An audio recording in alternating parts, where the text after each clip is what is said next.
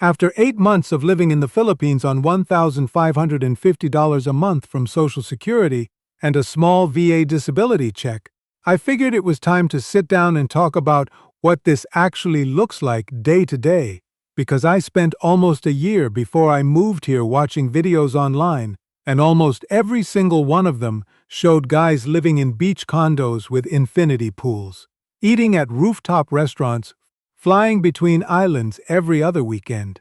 And I remember sitting in my apartment in Tucson thinking that is not my life, and that is never going to be my life. So what does retirement actually look like for someone like me? And honestly, I could not find a straight answer. So that is what this video is going to be. My name is Wendell. I am 64 years old. I spent 31 years doing HVAC work, the last 12 of those as a one-man operation running my own small business out of a pickup truck in southern Arizona. I fixed air conditioners for a living. In Tucson. In the summer. I will let you sit with that for a second. I did okay. Not great, but okay. I owned my tools, drove my own truck, had a decent little client base. But running a small business when you are the only employee means you are always one bad month away from a problem. You do not have a 401k that your employer matches. You do not have paid time off. When I took a week off to visit my daughter in Portland one year, that was a week with zero income. And the older I got, the harder the physical work became. Crawling into attics in the middle of July when it is 115 degrees outside is not something a 60-year-old body handles the same way a 30-year-old body does. I closed the business when I was 62. Not because I planned to, because I had to. My knees had been bad for years, and then my lower back started giving me serious trouble, and I had 1 week where I missed 3 jobs because I literally could not get out of bed in the morning. That was the week I knew I was done. I applied for early Social Security at 62. Taking it early means a reduced benefit for the rest of your life, which I knew, and I took that hit anyway because I had no other choice. My monthly check came out to about $1,280. I also had a small VA disability rating from my time in the Army back in my 20s, nothing dramatic, a knee injury that never fully healed, and that added another $270 or so per month. So my total monthly income when I stopped working was right around $1,550. In Tucson, that is not enough. My rent alone was $1,050 a month for a one-bedroom apartment, and that was not even in a nice part of town. Add utilities, groceries, gas, car insurance, phone, and the occasional medical copay, and I was going negative almost every month. I had about $28,000 in savings, and I watched it shrink a little every month, and I did the math, and the math was not good. I was not looking for a dream. I was not looking for an adventure. I was 58 years old, sitting at my kitchen table with a calculator, and I needed a number that made sense, and the number I had was not making sense in Tucson. A buddy of mine, a guy I served with named Curtis, had been living in Southeast Asia for about 4 years at that point. He had moved to Thailand first, and then ended up settling in the Philippines in a smaller city called Iloilo. He would call me every few months, and I will be honest, for the first couple of years I barely listened. I thought it sounded like running away.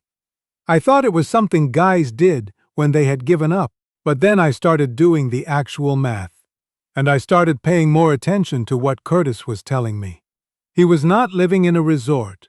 He was not living some Instagram fantasy. He rented a simple apartment. He went to the local market. He had a routine. He knew his neighbors. He said the pace of life was slower, and that he actually felt like a human being again, instead of a rat in a race that was rigged against him. I started watching videos. I started reading forums.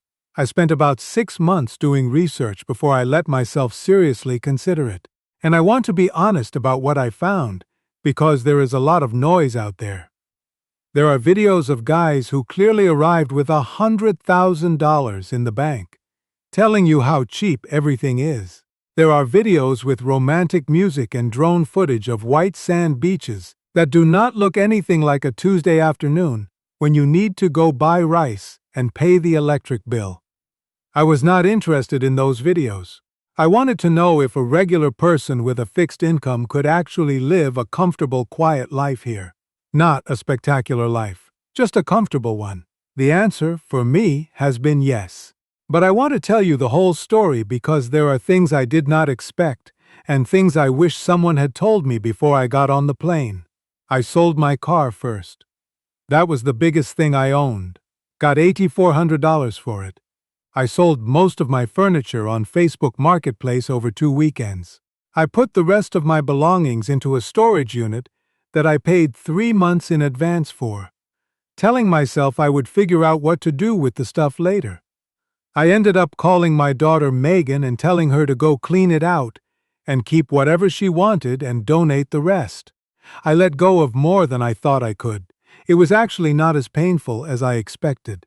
I flew into Manila first, spent 4 days there, mostly just trying to recover from the flight and figure out which direction was north. And then I took a domestic flight down to Iloilo because that is where Curtis was. And I figured having one person I already knew was better than landing completely cold somewhere. Curtis met me at the airport.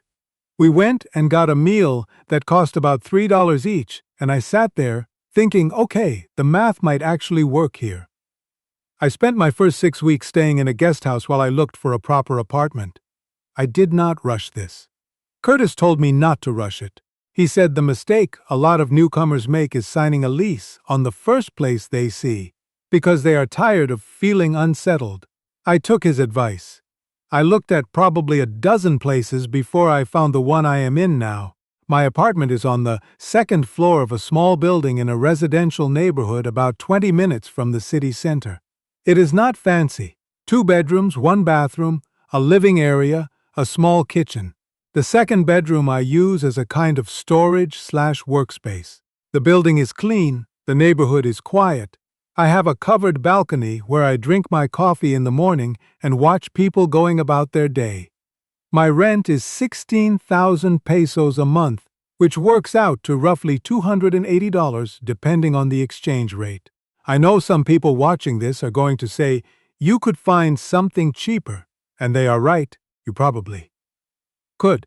When I was looking, I saw places for 8,000 or 9,000 pesos that were perfectly livable. But I chose this one because the landlord was responsive, the building felt solid, the water pressure was actually good, which matters more than you think it will, and the location meant I could walk to a small market and a few restaurants without needing a ride every single time. For me, that was worth the extra cost. Now let me talk about the actual numbers, because this is the part people always want to get to. Rent runs me about $280 a month. Food is my biggest variable expense. I cook at home most of the time, buying ingredients from the local wet market, where produce is genuinely inexpensive. Mangoes, bananas, eggs, vegetables, fresh fish, rice, all of it costs a fraction of what I was spending in Tucson. I also eat out a few times a week, usually at small local spots where a meal runs between 80 and 150 pesos, which is somewhere between $1.40 and $2.60. I have been to fancier restaurants a handful of times, Western-style places where you can get a burger or a pizza, and those run more like 400 to 600 pesos for a full meal with a drink. I budget those as a treat, not a regular thing. My total monthly food spending averages around $320. Electricity is the one that surprised me, and I want to be upfront about it because I see a lot of videos that gloss over this. The Philippines has relatively high electricity costs compared to the rest of what you are spending here. I run an air conditioner in my bedroom at night and a few hours in the afternoon when it gets really hot, and I try to be mindful about it. My electric bill averages around $70 to $80 a month. Add water, which is very cheap, around $5 to $8, and my utilities come out to roughly $85 a month total. Phone and internet I pay about $40 a month combined. I have a local SIM with a solid data plan and a fiber internet connection in the apartment that is fast enough for video calls with Megan and streaming in the evenings. Transportation is minimal. I do not own a vehicle here. I take tricycles and jeepneys for short distances, which costs almost nothing, and I use ride-hailing apps when I need to go further. My monthly transportation spending is probably around $60, and that is being generous. Some months it is less. I budget $100 a month for what I call personal spending, which covers things like toiletries, the occasional household item I need, a haircut, laundry supplies, things like that. So here is what the full monthly picture looks like. Rent $280, food $320, utilities $85, transportation $60, personal spending $100. That comes out to $885 a month. On $550, that leaves me with about $665 every single month. Now I want to be honest about what I do with that surplus because it matters. I am not spending it on travel and restaurants. Most of it goes directly into a separate savings account that I only touch for two things: health-related costs and actual emergencies. Because here is something I learned pretty quickly and that Curtis told me before I arrived and that I am going to tell you now. There are no safety nets here. There is no emergency room you can walk into and sort out the bill later. There is no Medicare that works overseas. You are paying out of pocket or you have insurance, and if you do not have one of those two things covered, you are in a genuinely bad situation. I want to spend a minute on healthcare, because this is the question I see in almost every comment section, on every video about retiring in the Philippines, and most of the videos I watched before I moved here barely touched it. So let me be direct. I carry international health insurance.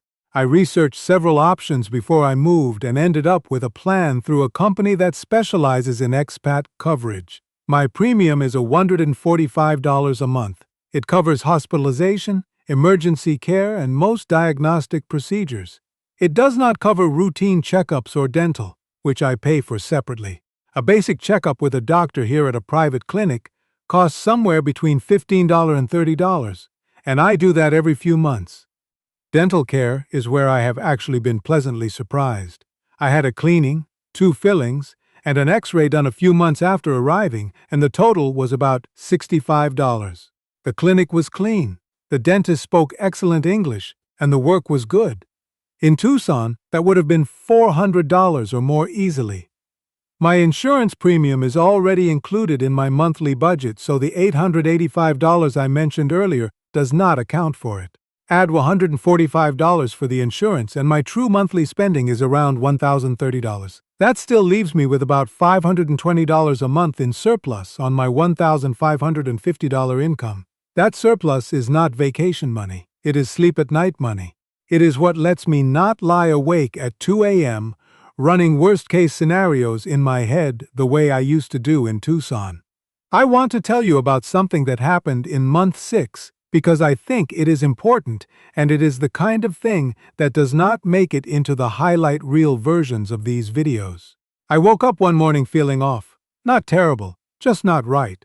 A low fever, some fatigue, a kind of achiness that did not go away after a day. I waited a couple of days thinking it was nothing. By day 3, I was feeling worse. Curtis came over and took one look at me and said, "Go to the clinic today. Not tomorrow, today," so I went.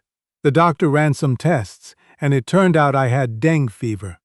If you are not familiar with it, dengue is a mosquito-borne illness that is common in tropical countries, including the Philippines. Most cases resolve on their own with rest and fluids, but it can become serious and it needs to be monitored. I was told to rest, stay hydrated, and come back every 2 days for blood tests to make sure my platelet count stayed within a safe range. Over about 12 days, I went back to the clinic 4 times. Total cost for all the consultations and lab work was around $90. Because it was an acute illness and not a pre-existing condition, my insurance covered the bulk of it after a small deductible. My out-of-pocket ended up being about $35. If I had needed to be hospitalized, it would have been a different story in terms of cost. But the insurance would have covered that too. The point is not that I got sick. The point is that getting sick here, even with something that sounds alarming, was handled. I had a doctor, I had a plan, I had coverage. I was not scrambling. That mattered more to me than I can really describe. The other thing I want to be honest about is the visa situation, because it comes up in every comment section, and there is a lot of confusion out there. I entered the Philippines as a tourist, which gives you 30 days initially. From there, you can extend your stay through the Bureau of Immigration. The extensions cost money and require some paperwork, and they need to be done regularly, which is a bit of an administrative nuisance but not a serious obstacle. I am currently in the process of applying for SRRV, which stands for Special Resident Retirees Visa. It is a long-term visa specifically designed for foreign retirees. The requirements include a deposit in a Philippine bank account, which for someone my age is $10,000, and some documentation including proof of pension income. Once it is approved, it removes the need to do the recurring extension dance, which is worth a lot to me in terms of peace of mind. The process takes a few months, and there are fees involved. I am working through it right now, and I plan to make a separate video just about the visa process once I have completed it, because it deserves its own dedicated explanation. What I did not expect when I moved here was how much I would notice the absence of stress rather than the presence of something new. I expected to feel the heat. I expected to feel disoriented. I expected to miss certain things about home, and I do. I miss my daughter. I miss my son-in-law Derek. I miss their 2 kids who I video call every Sunday.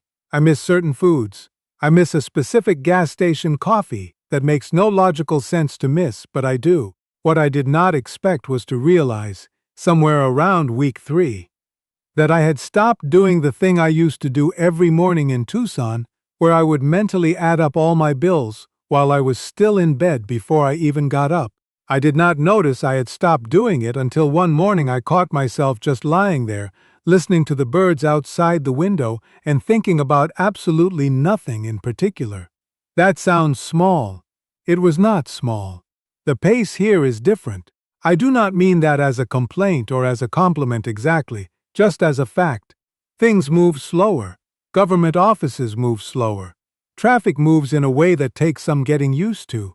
Not everything runs on schedule. When I was working, that would have driven me absolutely crazy. Now, most of the time, I do not have anywhere I need to be in a hurry. The pace that used to feel like inefficiency now mostly just feels like the way things are, and I have stopped fighting it. I have a routine now. I wake up early, usually around 5:30, because the roosters in this country do not have a snooze button. I make coffee and sit on the balcony. By 7, I have usually taken a walk through the neighborhood. The local market opens early, and I go a few times a week to pick up ingredients.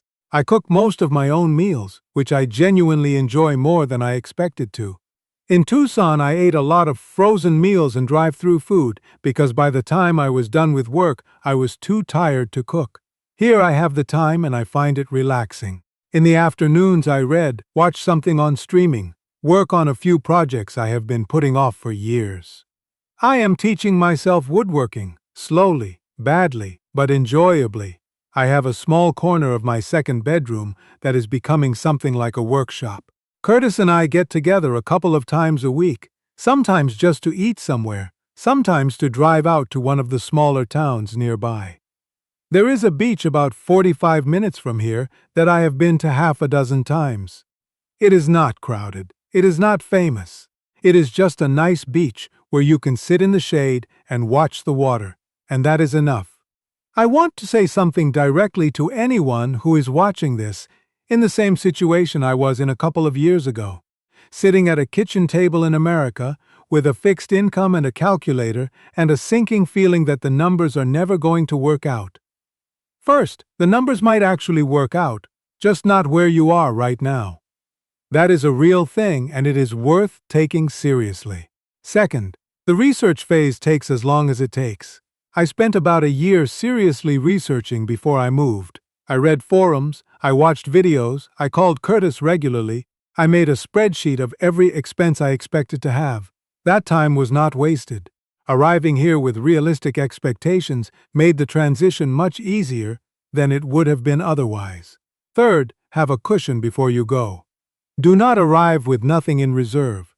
Unexpected things will happen. I have been lucky that my cushion has stayed mostly intact, but there were moments where I was genuinely glad it was there. The dengue situation was one of them. Get health insurance. Do not skip health insurance. I know the premium feels like money you are spending on nothing when you are healthy, but it is not nothing. It is the thing that stands between you and a situation where a medical bill wipes out 6 months of savings in an afternoon. Fourth, come visit before you commit. If at all possible, come for a few weeks, stay in a guest house or a short-term rental, walk around, eat the food, take the local transportation, see what an ordinary week feels like. A vacation and a life are two completely different things, and you will know pretty quickly which one this is for you. I am going to be honest with you about one more thing before I wrap up. This is not a perfect life. I want to be clear about that because I think some of these videos paint a picture that is a little too clean. There are days when I miss home in a way that is hard to explain. Not home as in Tucson specifically, but home as in the accumulated familiarity of a place you have known your whole life. The way you know which grocery store has the best produce, and which road to avoid on a Friday afternoon, and which neighbor is going to want to talk for 20 minutes if you make eye contact. You start over from zero here, and that has its own kind of loneliness, at least in the beginning. My daughter Megan was worried when I left, not in an angry way, but in a genuine quiet, I am not sure about. This way that I could hear in her voice even when she said she supported me. We talked about it a lot before I went. I told her I was not running away from her. I was running towards something that might actually let me live the last 20 or 30 years of my life without constant financial pressure. She understood it even if she did not love it. She has visited once since I moved. We spent a week together, and I watched her relax here in a way that I do not think she expected. By the end of the trip, she was looking at apartments online, which is not something I am going to hold against her. I do not tell people this is the right choice for everyone. It is not. If your family is close, if your grandkids live down the road, if you have deep roots in your community, those are real things that real money cannot replace, and a lower cost of living is probably not worth trading them for. I respect that, but if you are where I was, if you are living somewhere that the math simply does not work no matter how careful you are, and if you have the flexibility and the willingness to try something genuinely different, then I think it is worth taking seriously. Not as a fantasy, as a practical option. I came here because I needed to. I stayed here because it works.